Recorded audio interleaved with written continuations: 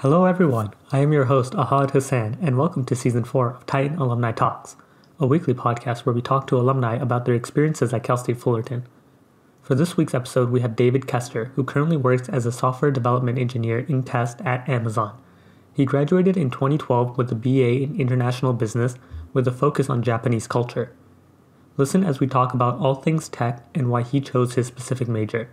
You can catch these episodes live at 11 a.m. on Tuesdays at titanradio.org, or you can watch all past episodes on our YouTube channel at youtube.com/CSUF alumni. So thank you, David, so much for joining us today on the podcast. Yeah, happy to join you. All right, so one of the first questions I wanted to ask was, what do you currently do at your job? So my current role is a software development engineer in test. So to describe that a little bit, if you're in the computer science, software engineering studies, you've heard of software development engineers. Software development engineer in test is specifically writing and developing frameworks in order to help developers write better unit tests, integration tests, end-to-end tests. So things like mocking out services. So I'm using a lot of industry terminology. So for anyone who doesn't know what those are, without getting too much into detail, code is really difficult to write, and it's easy to get it to mostly work. It's very difficult to get it to really work all the way. And to do that, to make sure it really works, we have to run a lot of tests. And it can sometimes be very difficult to do that. And so I try to make that as easy as possible so that code is as robust as it can be so that it fails less often. I see. So you're not the one directly writing the code for, so you currently work at Amazon. So you're not writing the code for them. You're writing or engineering the tests for people who write the code to test if it works. Yeah.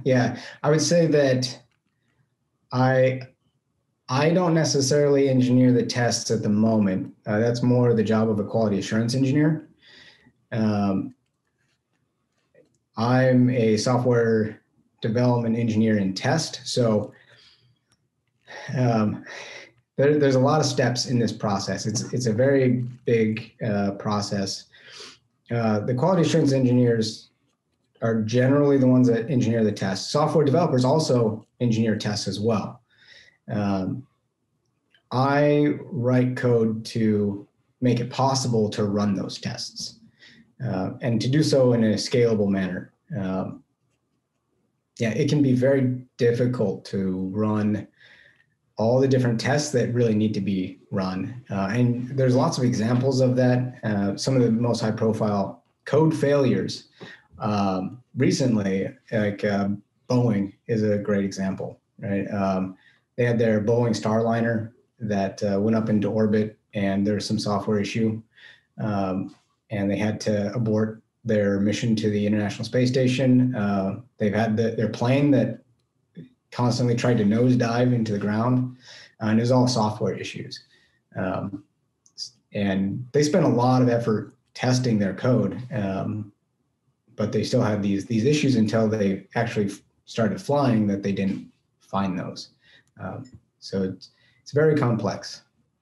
This is where the testing would come in to hopefully prevent any of these issues. And in some cases, like in Boeing, lives were lost, unfortunately, which shows just how big of an impact these tests can have on software that people write. Yeah, absolutely. Specifically, I was saying unit testing, integration testing, and end-to-end testing. These issues that they were found during flight were, from what I've read, I'm not part of Boeing, I don't speak with them, but because these are aerospace and in kind of like the public domain, there's a lot of public information available. And it appears that they didn't do the end-to-end testing. They did a lot of integration testing, which is where you have multiple systems. And say if you have a system in the middle, that will communicate to the system downstream and the system upstream of it. And so they tested the integration with each piece, but they didn't run something through the top to the bottom. So there's a lot of complex problems that need solving. And that's why they have people who are just dedicated to designing the tests, people dedicated to enabling the tests to actually be executed, and then finally the people who are writing the code that's supposed to fly the plane or fly the spaceship. And then previously, like you mentioned, that the quality assurance engineers, they're the ones who write the tests for these, right? Generally, yeah. In the industry, there's a lot of different software problems and different scales of software problems. The level of testing that is required depends on the industry you're in. And that's a weird statement, I know, because I keep talking about the industry. The tech industry isn't exactly an industry. Software is a tool that is applied to many different industries. So I've been talking about the aerospace industry. You mentioned that I work for the company Amazon. Amazon is in several different industries, but we mainly think of them as a retail company. And then we have like all the FANG companies, right? We've got Facebook. They're an advertisement agency. Same with Google. Right? They just use software in order to enable their primarily like their advertising business. Like Amazon runs their retail business. Boeing flies planes. Logistics, UPS ships packages. So software is in every single industry. Yeah, especially nowadays, like people are seeing software in industries that they haven't even like thought about. One person I interviewed previously, she mentioned that even in clothing, that people need to design software in order to get these things just to run or be more functional, because there's only so much a human can do, and that's just limited to a small scale. And then that will also increase costs as you grow as a company. But if you have software, the costs are the same, plus it's easily scalable. So everywhere you look, you kind of are just like staring at software, anything that you consume. Yeah. It's really incredible. Yeah, it's really exciting to see the future potential when we look at modern tools to enable these other amazing things that we're doing. Mm-hmm. So how did you end up getting into software in general? Because you graduated with a Bachelor's of Arts in International Business from CSUF. So first of all, like what does that mean to like graduate in international business versus just most people just get like maybe an MBA or just graduate with a BS in business? Yeah. So it's a really unique, I think, major, because I've only run into a few other schools that have specifically an international business as the title of the major. So first of all, like what is a major? A major is something that someone has gone through and compiled a list of courses to say, if someone were to take these courses, then they should gain a skill set that would enable them to do like some type of activity that requires the specialized skill. But a major is more than just the name and the title of a major. A major is the sum of all of the knowledge and skills that you gained while you're in the university. And so the major that I selected, they had basically a combination between like the humanities and business classes. So I spent about half of my time learning and studying languages and culture. So I specialized in Japan as my specialization. When I was in Cal State Fullerton, they had you would choose international business at the major, and then you would choose a country of specialization, and I chose Japan. So I spent a lot of my time studying Japanese culture, Japanese language, and then a lot of other like statistics, processes, business writing, those kinds of typical business administration classes. I see. So I didn't even know like international business was like something you could major in at Cal State Fullerton. So what would be like one of the benefits of majoring in international business, or why did you do it specifically over just the regular business? Yeah, so the main reason that I chose it was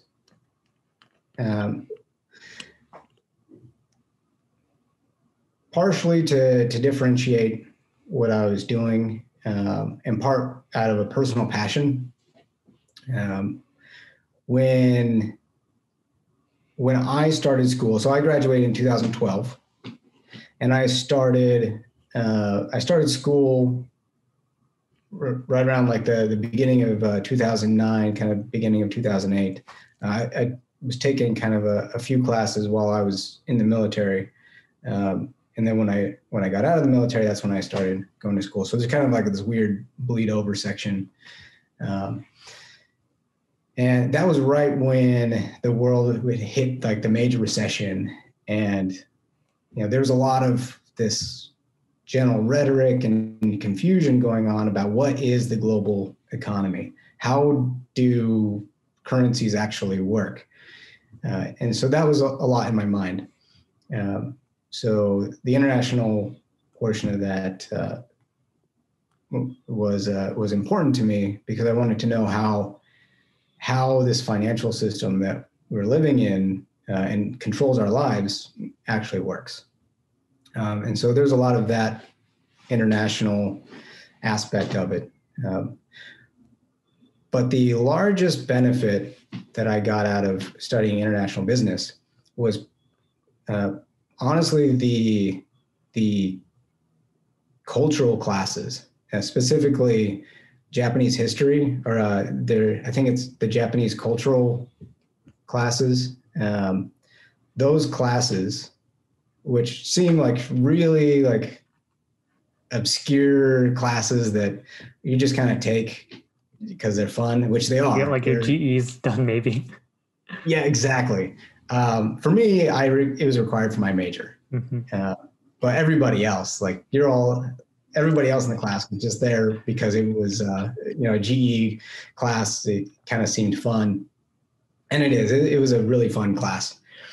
But I was surprised to find out later how much I used it, because it really helped put into perspective working with other people in other cultures, and how to kind of lens your own experience through other cultures.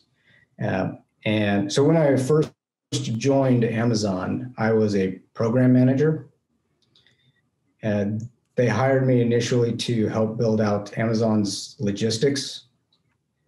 Prior to now, we see all these delivery vans everywhere and trucks on the highway constantly. But at that time, Amazon had nothing, and so they hired me as a program manager to help roll out the technology as part of that. They were doing a lot of work with the software to enable this, and that was my job to help coordinate and implement the software in the operations.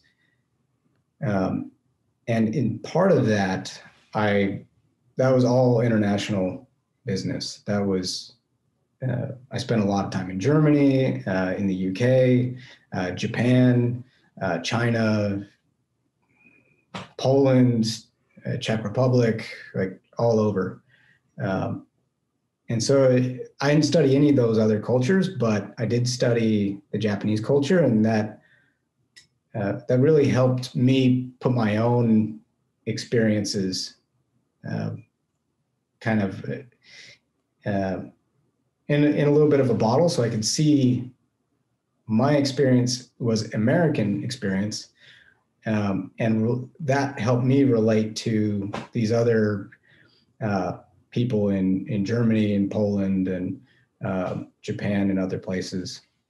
I see. So when did that kind of switch over into you becoming like a programmer? Was this always something you wanted? It seems like when you started off at Amazon, you were more focused on the business side of things, but then somewhere along the lines, you just started writing code for Amazon. Yeah.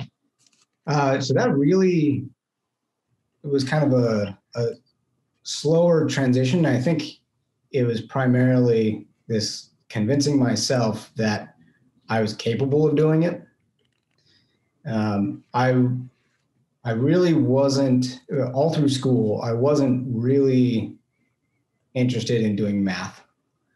And I wasn't interested in doing, anything with computers. I think mainly because I wasn't really convinced that I could do it. And once I joined, it actually wasn't when I joined Amazon. I was actually working for a company before that. It was a Japanese financial trading company. And then I began to explore things that I was curious about rather than just doing like the classes in my major. Once I got out of school, that's when I began to explore and find out these new subjects. I began to learn, I began to know about things I didn't know about, if that makes sense. I didn't know what I didn't know. And then I started seeing these things, and I started realizing the incredible power that's in software and robotics. And that's when I began exploring a math on my own. That's when I started, really getting excited about the power that the mathematics can do for you. And if you mentioned business was what I was doing in Cal State Fullerton, if I would have had the opportunity to explore these subjects on my own for a little bit, without that pressure of graduate, it would have made me a lot better at business, because that's once I started exploring mathematics on my own, I realized that if you want to be a successful financial or business or software or really anything that you're interested in doing, marketing, you need to be applying math. Math is far and away the most powerful tool that we have. So I really should have paid a lot more attention to the power of math when I was there in school. Mm-hmm. And a lot of people give math a bad reputation. It does get a bit difficult at the higher level, but I mean, math is everywhere. Same with like software, like we mentioned prior. You kind of just can't avoid it. So just like embrace it and understand what it can be used for. And who knows, it might help with your career in the future, or maybe just like your understanding of other things that you just have later on in life. It's really painful when you're there in school to do math. And I think that's because of the time pressures on you. And any time that you have a little bit of an inkling of excitement of like, oh, this is kind of cool, I want to know a little bit more about this. It's like, nope, you got to go. You got to finish. Or next class, yeah, next chapter. Next. And that's I think what made me really not like it at that time. And then when that pressure was removed and I got to explore this by myself, that's when I started really seeing the power that it could do, especially for business. If you're interested in doing business stuff, you need real good math skills. That's really going to help you be successful in business. So the thing is, you didn't kind of major with computer science, and I know there is the notion that you can do a lot of computer science work on your own. So how did you go about, like, what was like the first step of you saying, "Hey, look, I'm trying to do computer science." Did you go on a certain website? Did you read like different types of books? Did Amazon maybe give you some stuff to help you out with it, or how exactly did you get into like starting programming and becoming where like getting to where you are today? Yeah, so I had the unique resource of being surrounded by some world-class computer science folks. Like um, I had some former professors that are working at Amazon, um, and like a lot of people were really talented and worked really hard.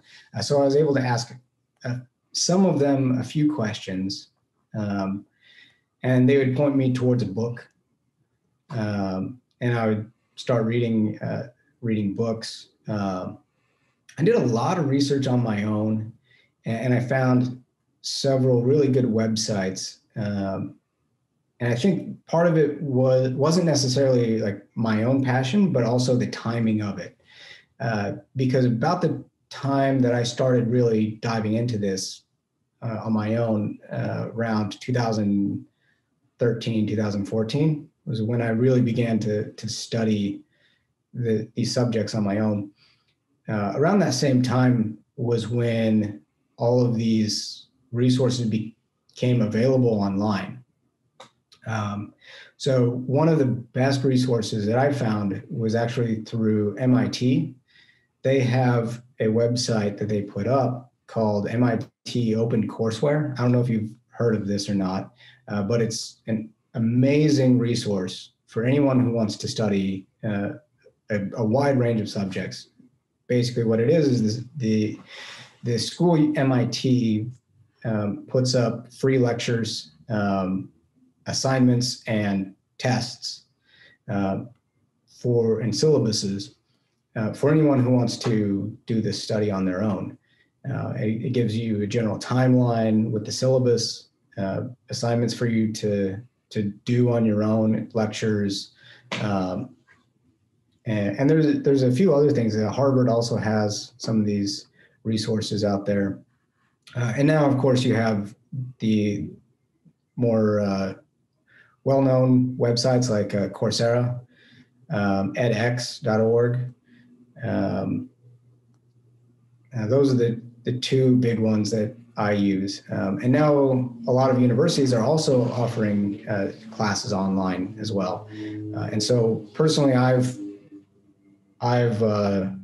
used a lot, like all of those resources, as well as textbooks, and I just have a lot of like really good books. Actually, my laptop is sitting on a textbook that I just keep on my desk. It's the Introduction to Algorithms. It's an awesome book. I keep it on my desk all the time because I still have a lot to learn. And I can show you my general library that I keep up, because I use these constantly. These books are just awesome. Yeah, I was gonna mention that, like on YouTube as well. Now you can basically find everything on YouTube. Like you can learn all of this without paying anything, which is pretty awesome. Like in our generation, to be able to do that.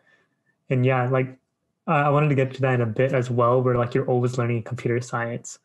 Yeah, so you just like read all these books like constantly. Like, and these are all like ebooks that you read, or like some of them are like paperback and hardcover. So some of these I have hardcover books. Some of them I don't. I've got a few books in my library, but like the ones that I use quite often, I reference to a lot. You have these clean architecture. These head first books are awesome. The design patterns are awesome. This effective Java is great. I'm reading those constantly.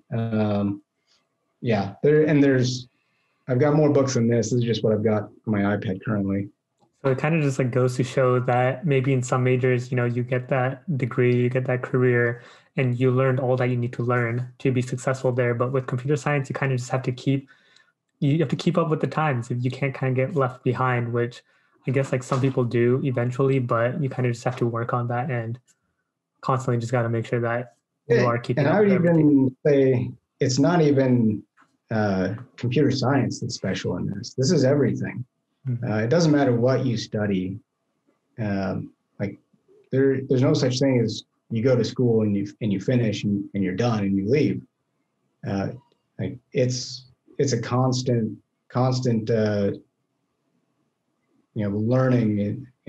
learning whatever it is in your industry.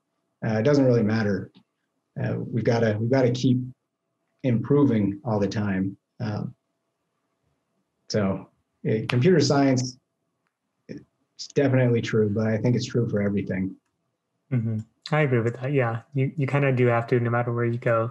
And it doesn't necessarily even have to be in your industry. Just reading books in general or just finding out about new topics and learning about them is just as great, like you kind of did, you kind of went from business and then you decided to learn something else. And then so you just never stop learning, even no matter what field you're in. Yeah. I wouldn't go so far as to say I learned something else, as I learned something in addition to. Oh, because you kind of still use that like business background and business field. Oh yeah, business is in everything. Like business is why we have jobs. That's true. Yeah, that does make sense. Yeah, without business majors, like we couldn't have jobs then. No one would be there to still be farmers. All those working agriculture. So let's take it a little bit back to like Cal State Fullerton. So what are like some things that you did on campus? Were you like active in like any clubs or other things that you did over there? Cal State Fullerton for me was really focused on studying. I didn't have a lot of opportunities for clubs. I was part of the Veterans Club. Veteran students in general tend to be a lot more focused and like kind of mission focused of like, I need to take my classes, do well in my classes. I didn't get to have a lot of social interactions while I was there. I had a little bit within my business class, but not a whole lot. The best like social kind of thing that I did, and it wasn't necessarily on campus, but I was part of the best exchange program, which took a number of Cal State Fullerton students and paired us with a number of foreign students. In this case, when I got to go was some German students, and they took these two groups and put us in France for a little while, and we studied American students, German students in a French university. That was an excellent experience. I'm really happy I got to do that. So you studied abroad. What year were you when you studied abroad? That was in 2012. Oh, okay. So like right before you graduated. Right. Yep. I see. That's pretty cool that they kind of got like two different cultures and put you guys in like a third culture that was kind of foreign to both of you. Yeah. And then that's pretty interesting. I did not know that like our school does that. I understood like the whole studying abroad, but I didn't know that they also like incorporate other cultures into that as well. So you kind of got like a good feel of it. Like you got like Japanese culture with your like business classes, and then you also went to France, studied with German students. So you were well versed in like Eastern and like Western European cultures, that's pretty cool. David, and we're about to ask him some quick fire questions, and we want his opinion on some of these controversial topics, starting with coffee versus tea. Both. So are you an early bird or are you a night owl? Both. So math or language arts? Again, I got to go with both. You go with both. They're both extremely important. So do you prefer the city or the woods? The woods on the weekend, the city during the week. So in person or virtual? In person. So dog or cat? Dogs. So do you prefer a phone call or a text message? It depends on the subject that we're discussing. If it's a deeply technical subject, it's usually a lot more efficient to have a phone call. If it's just a general message, then yeah, just send me a text. So do you prefer waffles or pancakes? Pancakes. iOS or Android? I prefer iOS. Online shopping or shopping in a store? I prefer to do Amazon shopping most of the time.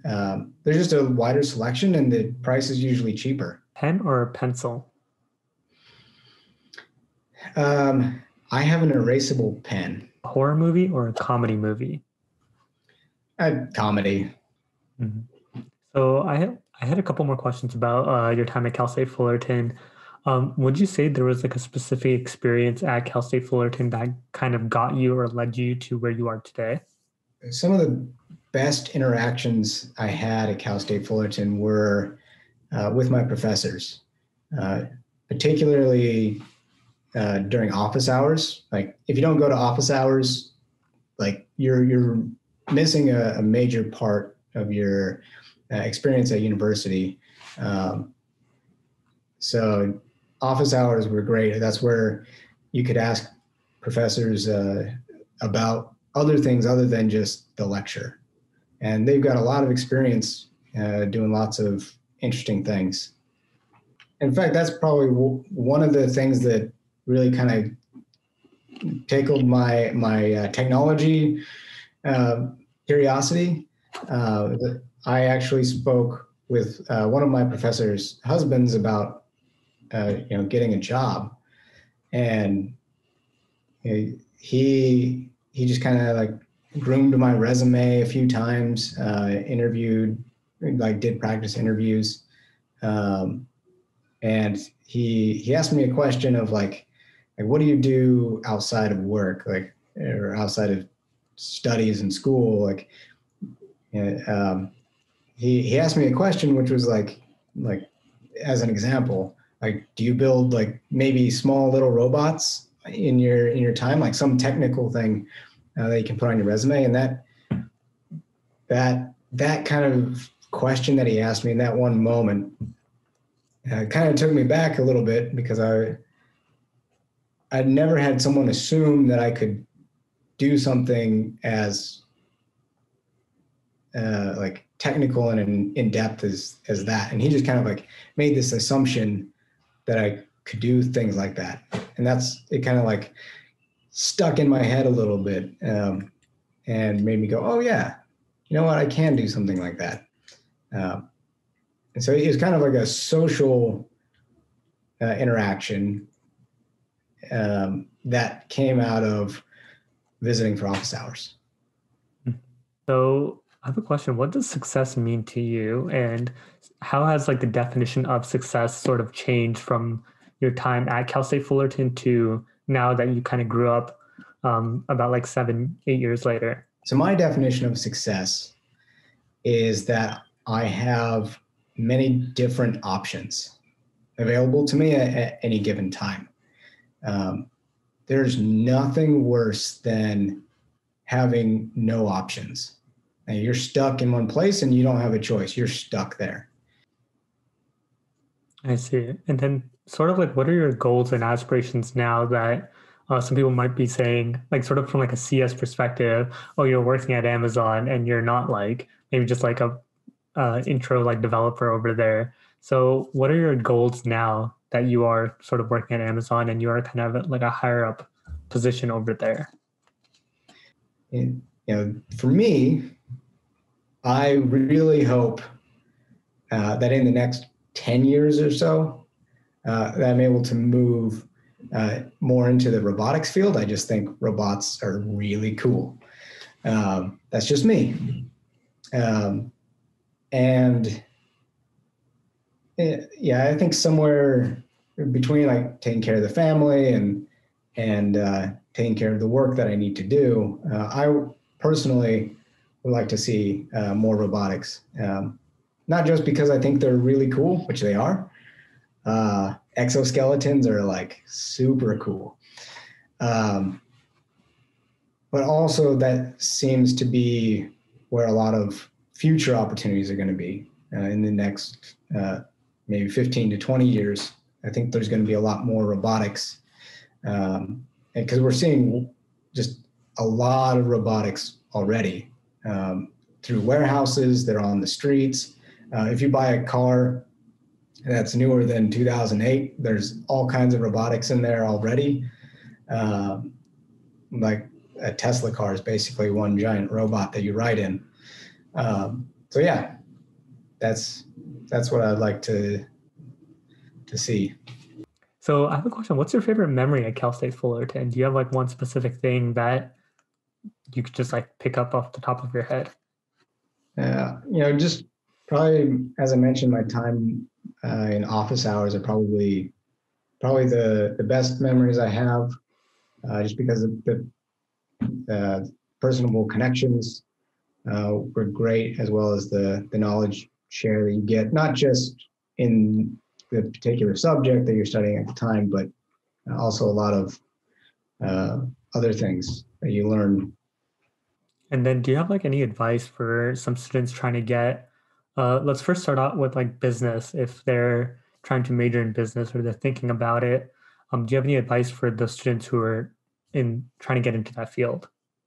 If I was going to go back and I was looking at graduating with business, I would want to make sure that I was also getting some sort of specific technical skill, because it's the same thing that I mentioned before. You think about your customers, right? When you are a student and you're looking to enter into the industry, the companies are your customers, and what you're always trying to do is solve your customer's problem. In this case, a company needs to fill a role to do a specific job, right? Like they're not interested in just kind of hiring a person just because it's a person. They want to hire someone because they have a business problem that has a specific solution, and they don't have enough people to take care of it right now. So they need to hire a new person who can solve that problem for them. And that's oftentimes, a technically related thing that needs to happen, because it's a very specific business problem. I see. So it's kind of just like finding where you would fit in and what problem you would solve for the people, finding your target audience and sort of getting the product to them, or maybe it could even be like software or anything that just sort of makes their life easier. Yeah. And business nowadays, I mentioned earlier, there's a lot of data. Everything's about data. So if you can maybe have some technical skill that will help solve your customer's data problem, that will make you a lot more attractive. But overall, it's about your customer. If you think about your customer and you know your customer, whatever that thing is, that niche that needs to be filled, you'll know what that is, and you can find a solution for you to gain the skills to solve their problem. And then now talking about like someone, let's say they kind of took your path where they didn't directly major in computer science, but now they're thinking of getting into that field of developing, of programming. What do you think like good advice would be for them? So it's very similar, right? If you are trying to get a job as a software developer, that's a very specific problem that a company has. And they need a software developer because they just need more code to be written, or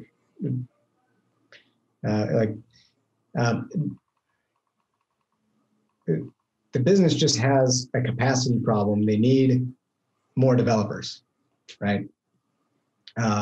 So if you want to become a developer, you need to have that technical skill set in order to fill that need for that company. There's a lot of rhetoric and marketing out there on how to become a software developer. If you start searching for how to become a software developer, you'll just see a ton of ads about boot camps and whatever else. And while those things have value, it's about filling the need that company has.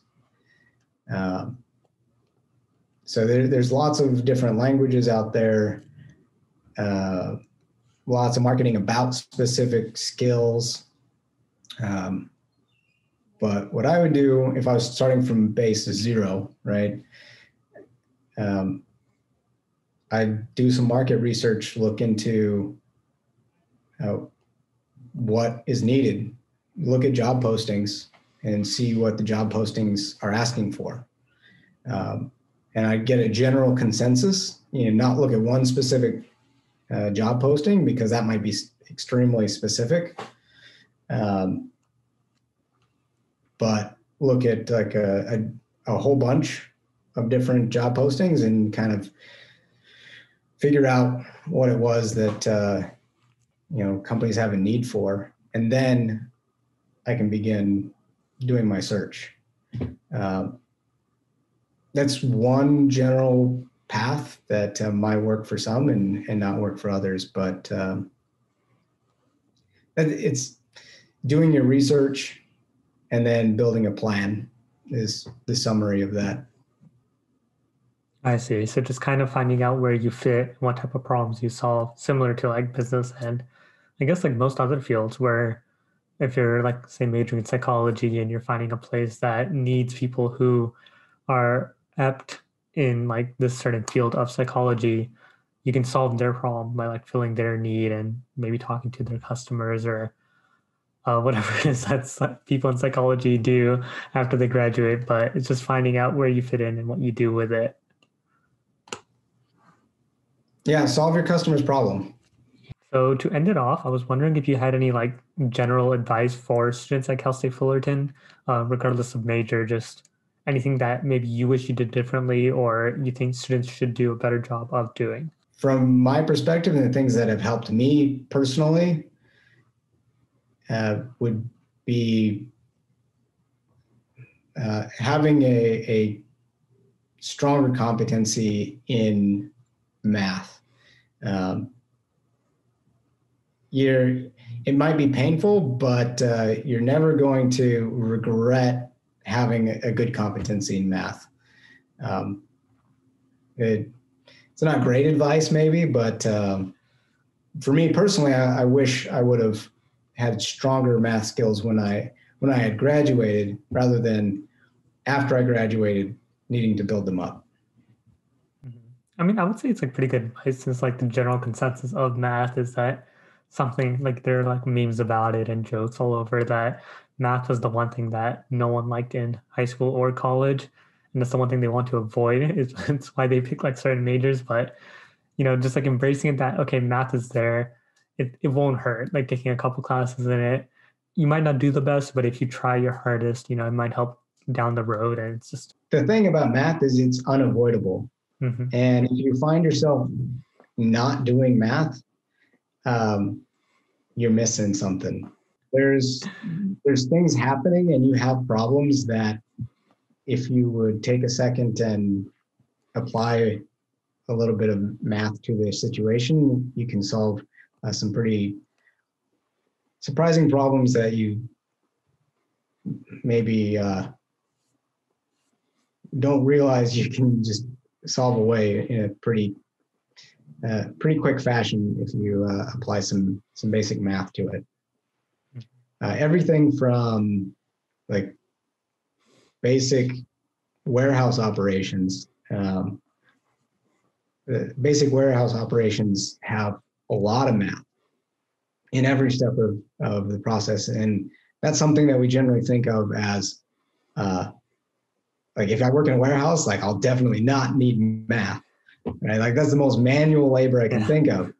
Um, yeah, if you're working in a warehouse and math isn't being used at every stage in the process, there's some problems and you might be going out of business soon. I see. So just don't knock math. It's always going to be there. So thank you so much, David, for joining us. And I'm going to give my spiel on Titan Pro Network. So for all you out there, Titan Pro Network is our very own LinkedIn site.